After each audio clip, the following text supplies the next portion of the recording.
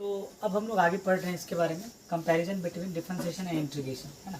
Integration और differentiation में क्या रिलेशन है, क्या सिमिलरिटी है और क्या डिसिमिलरिटी है, दोनों में कंपैरिजन क्या है वो देखते हैं। सबसे पहला बात, दोनों में सिमिलरिटी देख लो। Both are operations on functions. ये कोई भी फंक्शन, जैसे मान के चलो लॉगरिथम फंक्शन है तो उसका भी डिफरेंशिएशन इंटीग्रेशन किए हुए हम लोग। ट्रिग्नोमेट्रिक फंक्शन है उसका भी डिफरेंशिएशन इंटीग्रेशन होता है। अगर हम पॉलिनोमियल फंक्शन की बात करते हैं उसका भी इंटीग्रेशन डिफरेंशिएशन होता है। जितने भी फंक्शंस होते हैं वह सभी फंक्शंस का ये मतलब डिफरेंशिएशन और इंटीग्रेशन ये सिर्फ फंक्शंस के लिए वैलिड है। मतलब फंक्शंस पे क्या होते हैं, ये इंटीग्रेट होते हैं, या तो कोई फंक्शन इंटीग्रेट हो सकता है या तो कोई फंक्शन डिफरेंशिएट हो सकता है। Both satisfy the property of linearity. Linearity, property of linearity क्या होता है ये समझिए। अगर एज्यूम कर लो कि D Y by D X है ना, यहाँ पे के इंटू एफ एक्स है ना, के इंटू एफ एक्स है, तो उस कंडीशन में इसको आप क्या लिख सकते हो, या फिर देखो के one into F one x, ठीक है। फिर अगला है के two into F two x, फिर अगला है के three into F three x, ये डॉट डॉट डॉट चलते गए। तो हम लोग इसको सेपरेट करके के वन के टू के थ्री डॉट डॉट डॉट की एन जो है ये टोटल कांस्टेंट है, ठीक है। तो के वन को आप साइड कर लो और D F one into X by D X plus K two D F two into X by D X, यहाँ पे फिर K three F three X by D X. इस टाइप से हम लोग इसको क्या कर सकते हैं, रिप्रेजेंट कर सकते हैं। जैसे कि एग्जाम्पल लेते हैं, ठीक है। जैसे कि एक एग्जाम्पल लेते हैं, जैसे 4 इंटू लॉग एक्स है ना, इसको हमको डिफ्रेंशिएट करना है। तो D Y by D X with respect to X करना है, तो 4 जो है 4 बाहर आ जाएगा, डी बाई डी एक्स और यहाँ पे आ जाएगा लॉग एक्स। तो लॉग एक्स का डिफ्रेंशिएशन क्या होता है आपको पता, 1 बाई एक्स। 1 बाई एक्स है तो क्या आ जाएगा 4 बाई एक्स, ये आपका एग्जाम्पल हो जाएगा। ठीक, उसी टाइप से इंटीग्रेशन भी होता है। इंटीग्रेशन भी हम लोग पढ़े है ना, तो ऑपरेशंस ऑन इंटीग्रेशन हम लोग ऐसा पढ़े हुए थे। तो उसी टाइप से अगर मान के चलिए क्या कि यहाँ पे के वन इंटू एफ एक्स है, फिर यहाँ पे के टू इंटू एफ एक्स है, यहाँ पे एफ वन एक्स, यहाँ पे F two x, dot dot dot चलते रहेगा तो इंटीग्रेट फॉर्म में। इसको आप क्या कर सकते हो, के वन बाहर करके F one into x into D x, फिर के टू बाहर करके integration F two x into D X. इस टाइप से एन टाइम्स आप बार बार स्प्लिट करके यानी क्या, ये एफ वन एक्स का पहले इंटीग्रेशन की, के वन को बाहर कर दिए, एफ टू एक्स का इंटीग्रेशन की, के टू को बाहर कर दिए, फिर एफ थ्री एक्स का इंटीग्रेशन की, फिर के थ्री को बाहर कर दिए। तो ये के वन के टू के थ्री ये सब कांस्टेंट है, कांस्टेंट को आप बाहर कर सकते हो और बाकी बचे फंक्शंस का आप इंटीग्रेट कर सकते हो। तो यही है आपका प्रॉपर्टी ऑफ लिनियरिटी। कोई दिक्कत यहाँ तक? तो ये दूसरा प्रॉपर्टीज आपका था। इस टाइप से अब हम लोग बढ़ते हैं अगले तीसरे प्रॉपर्टी की। अगला है हम लोगों का all functions are not differentiable, similarly all function are not integrable. मतलब क्या हुआ समझिए इस बात को। तो जितना भी फंक्शंस होता है जरूरी नहीं कि वो डिफरेंशिएबल हो। तो डिफरेंशिएबिलिटी का हम लोग चेक किए हुए थे क्या कि अगर कोई फंक्शन अगर कंटिन्यूअस है ना, अगर कोई फंक्शन अगर कंटिन्यूअस है तो वो डिफरेंशिएबल होगा। एक एग्जाम्पल भी लेते हैं हम लोग एक फंक्शन का, y is equal to modulus of X. जब आप इसका ग्राफ बनाओगे तो इसका ग्राफ इस टाइप से बनता है ना। तो ये फंक्शन यानी डिसकंटिन्यूअस है, या तो फिर बोलेंगे कंटिन्यूअस नहीं है। तो ऐसे फंक्शंस को हम लोग क्या बोलेंगे कि ये डिफरेंशिएबल नहीं है ना, ये डिफरेंशिएबल फंक्शन नहीं है। उसी टाइप से y is equal to greatest integer function, इसका भी अगर ग्राफ बनाओगे तो ग्राफ इसका इस टाइप से बनता है ना, सीरीज टाइप से इस टाइप से बनता हुआ चलता है, ठीक है। तो ये भी आप बोलोगे कि ये भी आपका डिफरेंशिएबल फंक्शन नहीं है, बिकॉज ये कंटिन्यूअस नहीं है। जो फंक्शन कंटिन्यूअस ना हो उसके बारे में, डिफरेंशिएबिलिटी के बारे में कुछ बोल ही नहीं सकते, और डिफरेंशिएबल नहीं होता है। उसी टाइप से अगर हम बात करते हैं आगे, है ना, अगर आगे बात करते हैं इंटीग्रेशन का, इंटीग्रल का, तो इंटीग्रल में एक बात याद रखना है क्या कि जीरो से लेके अगर उसका कोई भी मतलब एक फाइनाइट एरिया है, अगर कोई फाइनाइट एरिया समझ लेंगे कि कोई भी फंक्शन है उसका ग्राफ है, उस ग्राफ के अंदर अगर आप फाइनाइट एरिया निकाल रहे हो तो वह फंक्शन डिफरेंशिएबल होता है। बट अगर आप कोई एक ऐसा मतलब एरिया चूज करो जहाँ पे कि मतलब ग्राफ का फाइनाइट एरिया नहीं हो रहा, जैसे कि एग्जाम्पल मिल रहे थे y बराबर 1/x है ना, y is equal to 1/x। तो उस कंडीशन में अगर हम लोग इसका ग्राफ बनाते हैं तो ग्राफ इस टाइप से जाएगा और एक ग्राफ इस टाइप से आएगा। अगर हम बोलेंगे कि जीरो से लेके ये लगातार इधर इधर जा रहा है, लगातार इधर जा रहा है, अगर बोलेंगे जीरो से लेके इन्फाइनाइट तक में, जीरो से लेके इन्फाइनाइट तक में क्या ये फंक्शन डिफरेंशिएबल है, बोलेंगे नहीं, बिकॉज इसका एरिया फिक्स नहीं है। बट हाँ कोई एक सर्टेन वैल्यू ले ले, कोई एक सर्टेन वैल्यू ले ले, वहाँ से लेके वहाँ तक में, जीरो से लेके आगे तक में, तो बोलेंगे तो भी नहीं, बिकॉज ये अगर मान के चलो यहाँ पे कोई वैल्यू फिक्स कर दी है जीरो से लेके बी, जीरो से लेके बी, तो एरिया तो, बट इधर वाला एरिया तो लगातार ऊपर की तरफ जा रहा है। तो फंक्शंस को डेट मीन्स की फंक्शंस यहाँ पे डिफाइंड नहीं हो रहा है जीरो से लेके बी तक में। अगर कोई फंक्शन आ रहा है जिसमें कि इस टाइप का जीरो से मतलब एसिम्पटोट बन रहा है या फिर इन्फिनिटी को अप्रोच कर रहा है, तो वहाँ पर हम लोग बोलते हैं क्या कि फंक्शन जो है डिफरेंशिएबल सॉरी इंटीग्रेबल नहीं है। ठीक है, तो ये आपका एक एग्जांपल हो गया कि जैसे y is equal to 1/x, इसका अगर ग्राफ ड्रॉ करें तो इसका ग्राफ हमेशा इस टाइप का बनेगा, 0 से लेके b तक। समझो यहाँ पे 0 से लेके b तक। आप बोलोगे क्या कि ठीक है भाई सर कि 0 से लेके b तक हम एरिया निकाल लेंगे। तो आप 0 से लेके b तक एरिया निकालो, कोई बात नहीं, एरिया अंडर कर्व होना चाहिए, कर्व के अंदर का एरिया होना चाहिए। तो आप यहाँ तक निकालना स्टार्ट कर दिए, बट इधर भी तो एरिया देखो, एरिया डिटरमाइन कर पा रहे हो, ये तो एसिम्प्टोट मतलब बहुत इन्फाइनाइट तक जा रहा है, एरिया डिटरमाइन कर पा रहे हो नहीं ना। जब आपको एरिया एक्चुअल में डिफाइंड ही नहीं कर पा रहे, सर्टेन एरिया निकल ही नहीं रहा, तो बोलेंगे ऐसे जगह पर बोलते हैं कि फंक्शन इंटीग्रेबल नहीं है। ठीक है, तो आपको बस एक एग्जांपल दिए क्या कि ऐसे बहुत सारे फंक्शंस हैं जो कि डिफरेंशिएबल नहीं है, और ऐसे बहुत सारे फंक्शंस हैं जो कि इंटीग्रेबल नहीं है। तो यही बात यहाँ यही स्टेटमेंट लिखा हुआ, all functions are not differentiable, सभी फंक्शंस ये जरूरी नहीं कि डिफरेंशिएबल हो, and all functions are not integrable, और ये जरूरी नहीं कि सभी फंक्शन इंटीग्रेबल हो। और डिफरेंशिएशन के लिए, डिफरेंशिएबल फंक्शन के लिए आपको पता ही है कि अगर कोई भी ग्राफ ड्रॉ करो, अगर उस ग्राफ में कहीं पे भी कट आता है, या तो फिर आपको ग्राफ ड्रॉ करते समय कोई पेन को पेपर से उठाना पड़ जाए, तो बोल देते हैं क्या कि वह फंक्शन डिसकंटिन्यूअस फंक्शन। अगर डिसकंटिन्यूअस फंक्शन रहता है तो फंक्शन को बोलते हैं ये डिफरेंशिएबल नहीं होगा। ठीक है, तो अब हम लोग चलते हैं चौथे पॉइंट की तरफ। अब हम लोग का चौथा पॉइंट है, चौथा पॉइंट में the derivative of function when it exist is a unique function.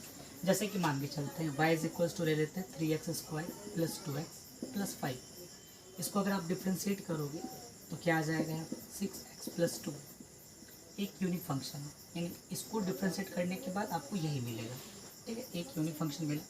But अगर आप इसको इंटीग्रेट करोगे, है ना, अगर आप इंटीग्रेट करोगे तो देखो यहाँ पे एज्यूम कर ले कि कोई फंक्शन है, हम लोग एज्यूम कर लेते हैं x + 2, है ना। इसको आप इंटीग्रेट करो, इंटीग्रेट करते हैं तो इंटीग्रेट क्या करोगे तो क्या है x + 2 × dx, है ना, x² + 2x + 2x प्लस क्या आ जाएगा यहाँ पे कांस्टेंट ऑफ इंटीग्रेशन c। तो यहाँ पे यही चीज़ बोला गया है कि the derivative of function when it exist, मतलब जब इसका अस्तित्व या एग्जिस्ट करेगा, इट अ यूनिक फंक्शन, ये एक यूनिक फंक्शन होगा, ये इससे मैच नहीं करेगा या फिर किसी अदर फंक्शन से मैच नहीं करेगा ये। ठीक है, the integral is not so, मतलब इंटीग्रल फंक्शन जो होता है बिल्कुल ऐसा नहीं होता है, because they are unique and additive constant. मतलब ये या तो फिर इसी को इज डेट करके बोला गया, any two integral of function differ by any constant. ये कांस्टेंट से भी, जैसे कि एक और एग्जांपल ले लेते हैं। ठीक है, एक और एग्जांपल लेते हैं, y इज इक्वल टू आपका दिया हुआ x + 2 लिए थे, x + 2 को अगर हम लोग इंटीग्रेट करते हैं तो x² + 2 + 3x और प्लस c। तो यहाँ पे जो c है कांस्टेंट ऑफ इंटीग्रेशन है ना, differ by constant of integration. तो ये कांस्टेंट ऑफ इंटीग्रेशन से डिफर, जैसे कि x² + 2 + 2x। अब एक जगह c का वैल्यू 1 ले लिया तो यहाँ +1 हो गया, फिर x² + 2 + 2x, एक जगह c का वैल्यू 5 ले लिए तो 5 हो गया। ये दोनों अलग अलग वैल्यू एग्जिस्ट कर रहा है, तो हम लोग यूनिक सॉल्यूशन नहीं बोल सकते, इंटीग्रल्स में यूनिक सॉल्यूशन नहीं आ रहा है। ठीक है, बट इसमें जो होता है हमेशा एक यूनिक सॉल्यूशन आता है, एक पार्ट इसका तो यूनिक नहीं है ना, बाकी बचा सी का वैल्यू डिपेंड करेगा, सी का वैल्यू आप क्या लोगे। ठीक, इस टाइप से एडिटिव नेचर में वही जो बोला गया, एडिटिव कांस्टेंट लगातार क्या हो रहा है, इसका यूनिक रहता है, बट इसके अंदर का जो फंक्शंस रहता है वो यूनिक बिल्कुल नहीं रहता, वह लगभग सेम रह सकता है। ठीक है, तो हम लोग चलते हैं अगला 5वें पॉइंट की तरफ। अब हम लोग अगला देखते हैं, अगला क्वेश्चन मतलब पॉइंट नंबर 5 है ना, 5 नंबर पॉइंट है। तो when a polynomial function p is differentiated, जब कोई भी पॉलिनोमियल फंक्शन है, लेट कर लेते हैं p एक कोई पॉलिनोमियल फंक्शन है, उसको हम लोग डिफरेंशिएट, मतलब वह डिफरेंशिएबल है, वह कंटिन्यूटी भी एग्जिस्ट करता है और डिफरेंशिएबल भी है। ठीक है, तो द रिजल्ट इज पॉलिनोमियल, तो जो रिजल्ट मतलब जो पॉलिनोमियल को हम डिफरेंशिएट करके लाएंगे उसका मैक्सिमम पावर जो होगा हमेशा इस p पॉलिनोमियल से एक कम रहेगा। बट इंटीग्रेट अगर उसी पॉलिनोमियल को इंटीग्रेट करेंगे तो जो पॉलिनोमियल दिया हुआ है जिसको इंटीग्रेट करना है, इंटीग्रेट करने के बाद जो पॉलिनोमियल मिलेगा उसका पावर एक मैक्सिमम रहता है, एक ज़्यादा रहता है। जैसे एक एग्जांपल लेते हैं, p यहाँ पे लेट किया गया तो हम लोग यहाँ पे p मानते हैं, p इज इक्वल टू लिखते हैं हम लोग x³ + 4x² + 3।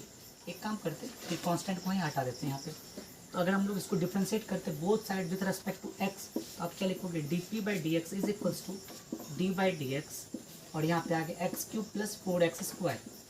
अब यहाँ पे डिफ्रेंशिएट करोगे तो यहाँ पे क्या आ जाएगा 3x² + 8x करोगे ना। तो ये भी तो आपका एक पॉलिनोमियल फंक्शन है ना, बट इस पॉलिनोमियल का मैक्सिमम पावर देखो कितना है 2 है, इस पॉलिनोमियल का मैक्सिमम पावर देखो कितना है 3 है।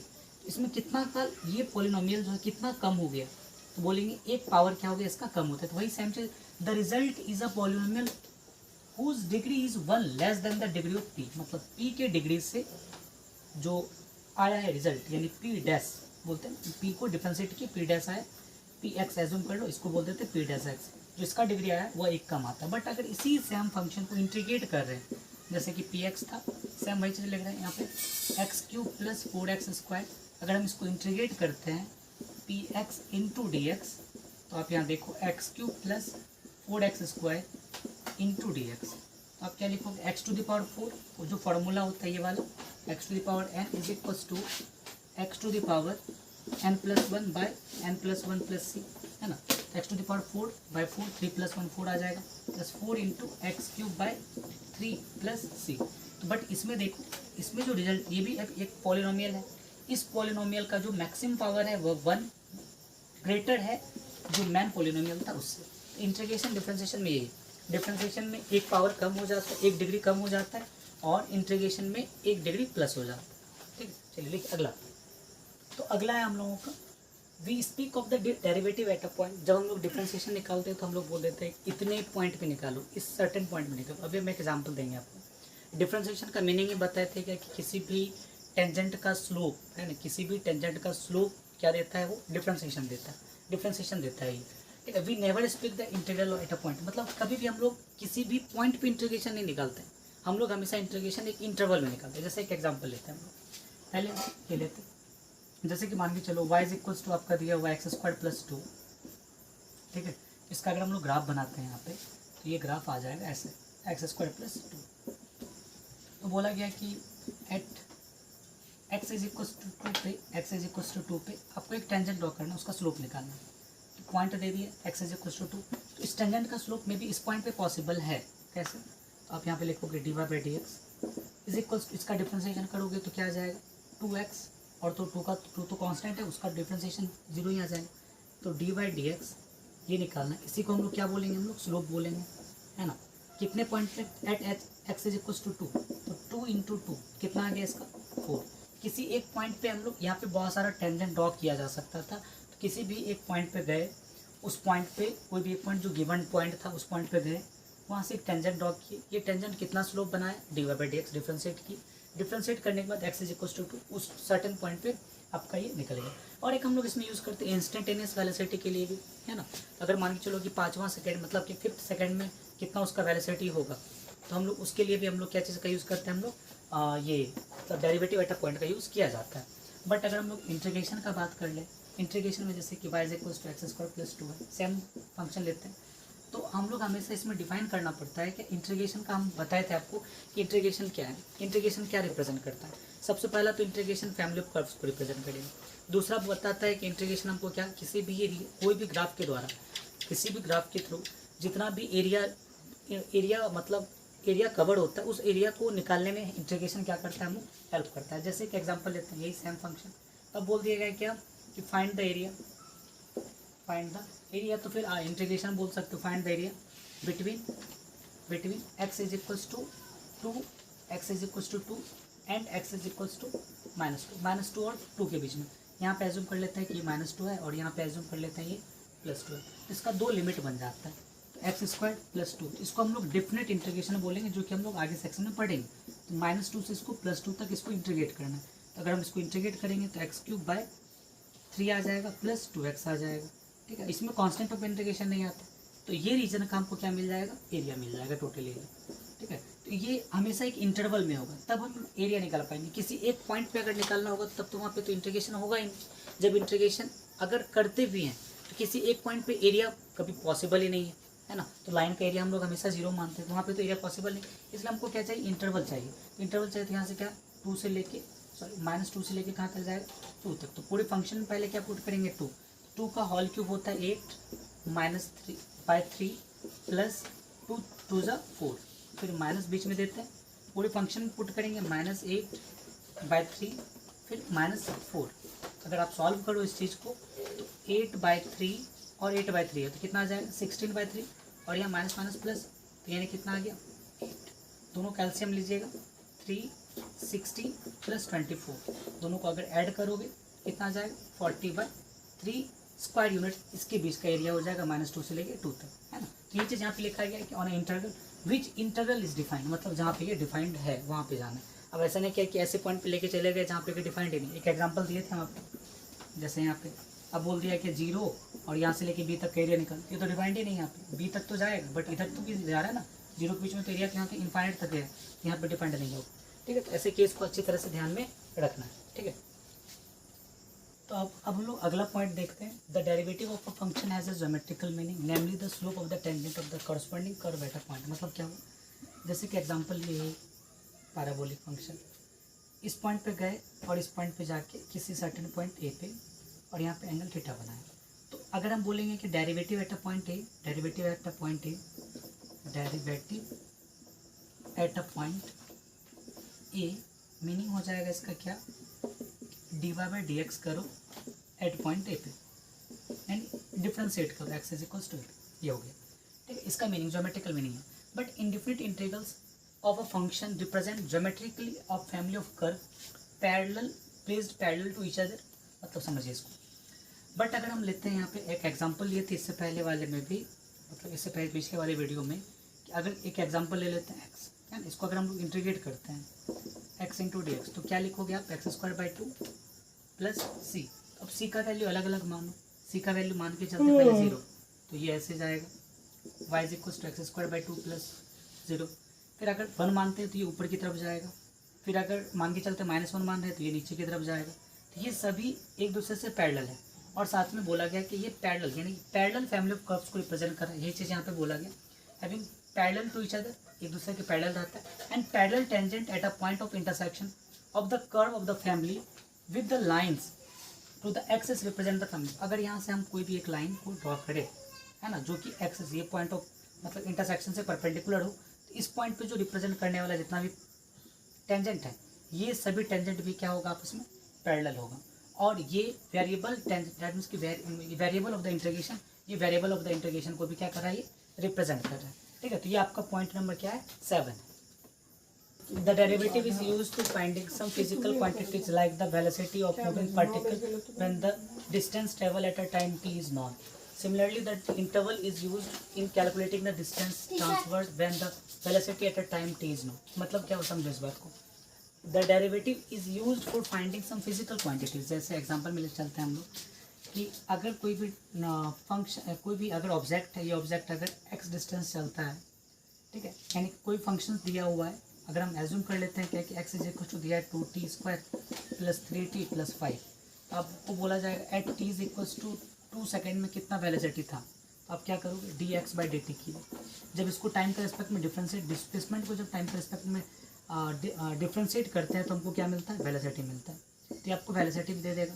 तो अगर हम इसको डिफ्रेंशिएट करेंगे तो 4t प्लस 3 आ गया, तो velocity at a time t is equal to 2 second पे कितना आ जाएगा, 4 2 8 11 मीटर पर सेकेंड आ जाएगा।